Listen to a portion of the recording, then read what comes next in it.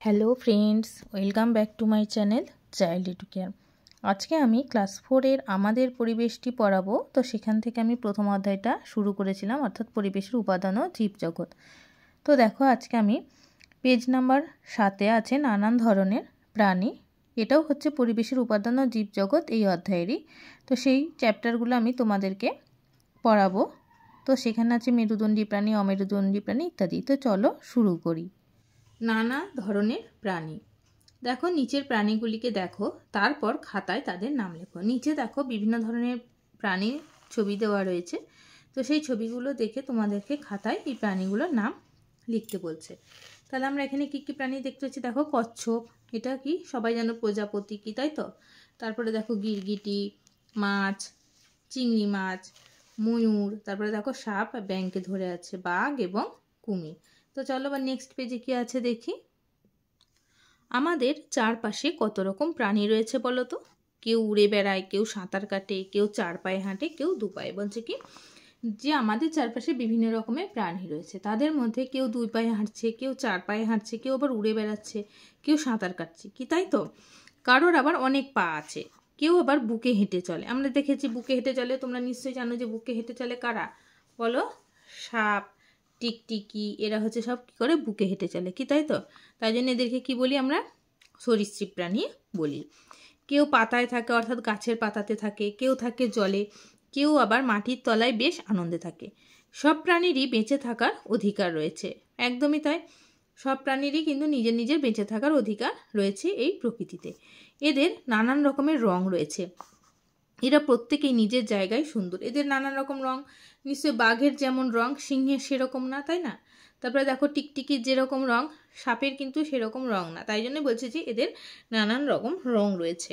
এরা নিজেদের মতো থাকার জায়গা ঠিক খুঁজে নেয়, খাবার জোগাড় করে, নতুন নতুন প্রাণীর জন্ম দেয়।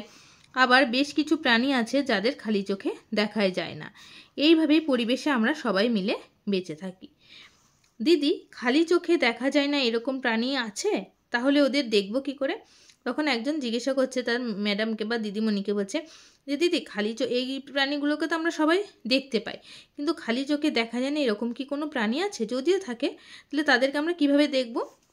তখন দিদিমণি কি বলছেন দেখো, বলছে হ্যাঁ আছে, ওদের দেখতে গেলে এই যন্ত্রের দরকার হয়। অর্থাৎ এই যেখানে একটা যন্ত্রের ছবি দিয়েছি, সে বলছে এই যন্ত্রটার দরকার হয়। এতে চোখ রাখলেই ওদের নড়াচড়া আমরা দেখতে পাবো। এই যন্ত্রের নাম কি? মাইক্রোস্কোপ বা অনুবীক্ষণ যন্ত্র। মাইক্রোস্কোপ বা অনুবীক্ষণ যন্ত্রটা কি না, যে সমস্ত প্রাণীদেরকে খালি চোখে দেখা যায় না তাদেরকে যে যন্ত্রের সাহায্যে দেখা হয় সেটাই হচ্ছে কি মাইক্রোস্কোপ বা অনুবীক্ষণ যন্ত্র। বুঝতে পারলে আশা করছি। এবার দেখো, বলছে আগের পাতায় কিছু প্রাণীর ছবি দেওয়া আছে, তাদের দেখো, তারপর দলে মিলে নিচে তালিকাটি পূরণ করো। তারপর তোমরা চারপাশে থাকা নানান প্রাণীর নাম নিচের ছকে লেখো। আগের পাতায় যে ছবিগুলো আমরা দেখলাম, এই যে কচ্ছপ, মাছ, সাপ, ব্যাঙ, তাই এই ছবিগুলোকে দেখতে বলছে, তারপর দলে মিলে নিচে তালিকাটাকে পূর্ণ করতে বলছে। তো দেখো, জলে থাকে, তাহলে জলে থাকে কোন কোন প্রাণী আমরা জানি? জলে থাকে, আমরা ওখানে ছবি দেখেছি কিন্তু মাছ আর চিংড়ি মাছ, তাই তো? দেয়ালে কি থাকে? দেয়ালে থাকে টিকটিকি, তারপরে ছবি দেওয়া আছে তার মধ্যে আছে টিকটিকি, এছাড়াও কি থাকে? মাকড়সা থাকে, তাই না? তারপরে দেখো হচ্ছে জলে ও ডাঙায় দুই জায়গাতেই থাকে। জলে ও ডাঙায় কি থাকে? কুমির থাকে। তারপর তোমার সাপ থাকে, ব্যাঙ থাকে, ব্যাঙ জলেও থাকে, ডাঙাতেও থাকে, কুমিরও থাকে, আবার সাপও থাকে, কচ্ছপ থাকে। তারপরে দেখো বলছে গাছে থাকে। গাছে থাকে কারা কারা? পেঁচা, কাক, বিভিন্ন রকমের, শুধু কাক বলে না, বিভিন্ন পাখি, ময়ূর, এরা সমস্ত কিছুই কিন্তু গাছে থাকে। বাঘ, সিংহ, ভালুক, এরা সব বনে থাকে। ফুলে ফুলে ঘরে কে? প্রজাপতি থাকে, মৌমাছি আছে, মথ আছে। আর গাছের পাতায় কে থাকে? গাছের পাতায় থাকে কিন্তু শুঁয়োপোকা। জলে থাকে কিন্তু খালি চোখে দেখা যায় না এরকম কি বিভিন্ন ধরনের জীবাণু আছে, ব্যাকটেরিয়া আছে, এদেরকে কিন্তু আমরা খালি চোখে দেখতে পাই না কি, তাই তো? টিকলু দৌড়ে স্কুলের দিকে যাচ্ছিল, পায়ের কাছে হঠাৎ একটা কেন্ন এসে গেল। টিকলু যখন দৌড়ে স্কুলে যাচ্ছিল তার পায়ের কাছে একটা কি এসে পড়লো? কেন্ন।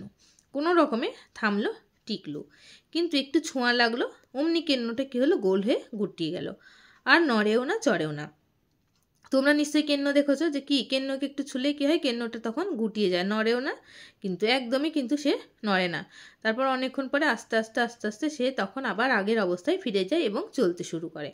খানিকক্ষণ লক্ষ্য করলো টিকলু। তারপর দেখে কেন্ন দেখো আস্তে আস্তে তার গুটি খুলে ফেলছে। টিকলু স্কুলে গিয়ে দিদিকে বলল, দিদি কেন্নকে ছুলে গোল হয়ে যায়, তবে টিকটিকিকে ছুলে তো গোল হয় না। দিদি বললেন, আমরাও অমন গোল হতে পারবো না। বলছে কি যে কেন্ন রকম যদি গোল হয়ে যায়, কিন্তু তাহলে টিকটিকি তো কই গোল হয় না। তখন ম্যাম বা দিদিমণি কি বলছে, টিকটিকি তো হয় না, কিন্তু আমরাও কি গোল হয়? আমাদেরকে ছুলে আমরা নিশ্চয়ই গোল হয়ে যায় না। তাই বলছে আমরাও কিন্তু গোল হতে পারবো না।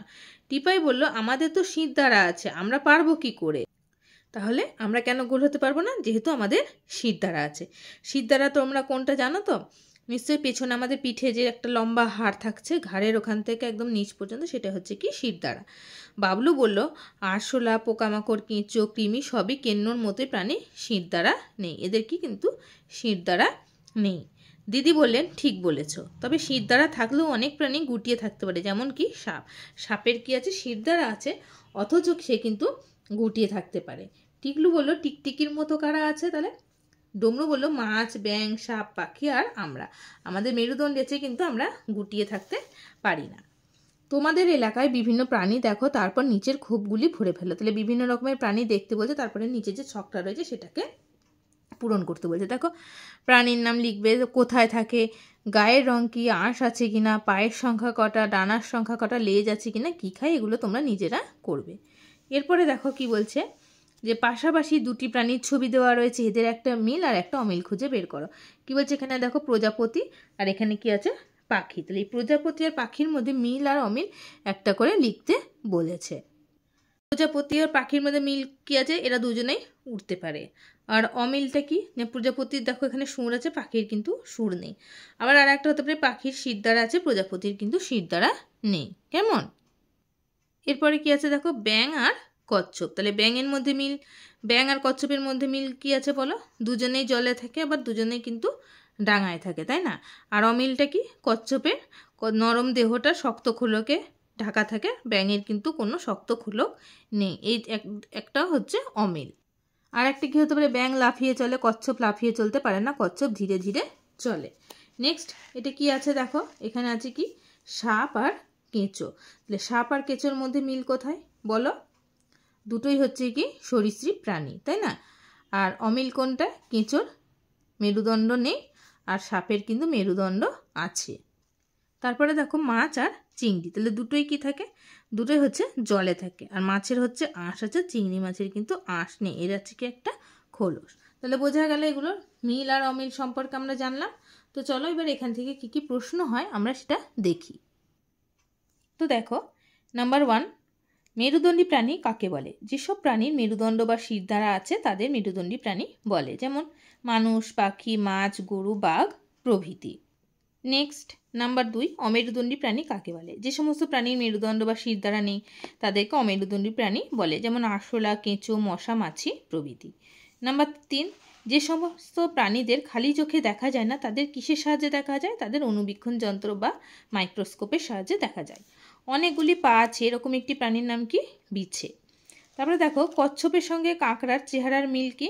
না দুজনেরই নরম দেহ শক্ত খোলকে কিন্তু ঢাকা থাকে। তারপরে দেখো বলছে, কোন শ্রেণীর অমেরুদণ্ডী প্রাণীর ডানা দেখা যায়? পতঙ্গ শ্রেণীর কিছু প্রাণী, যেমন কি মাছি, মশা, প্রজাপতি, এদের কিন্তু ডানা দেখা যায়। এবং এরা কোন শ্রেণীর প্রাণী? অমেরুদণ্ডী শ্রেণীর প্রাণী। পতঙ্গের কয়টি পা? 6টি পা।